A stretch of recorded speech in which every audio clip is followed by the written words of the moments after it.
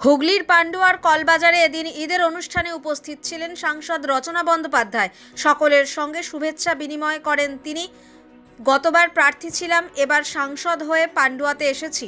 পান্ডুয়ার মানুষ আমাকে সমর্থন করেছেন, কাছে ডেকে নিয়েছেন, তাই তাদের পাশে থাকবো সব সময়। একই সঙ্গে রচনা বলেন, ধর্ম, জাতিভেদ ইত্যাদি রাজনীতির মঞ্চে আসা উচিত বলে মনে করি না। আমরা মানুষ, একে অপরকে ভালোবাসি, শ্রদ্ধা করি। দলের নেত্রীও সেই কথাই বলে এসেছেন সব সময়, আমরাও সেই মতো চলি। রচনার স্পষ্ট চ্যালেঞ্জ, আমরা জানি আমরা পশ্চিমবঙ্গের জন্য কি করছি, আগামী দিনে কি কাজ করব।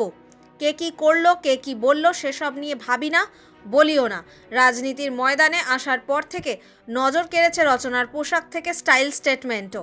আজ খুশির ঈদে অফ হোয়াইট চুড়িদার ওড়না বেছে নিয়েছিলেন রচনা। জানিয়ে অভিনেত্রী সাংসদের বক্তব্য, আজকে পবিত্র ঈদের দিন, আজকে সাদা পরব না তো কবে পরব।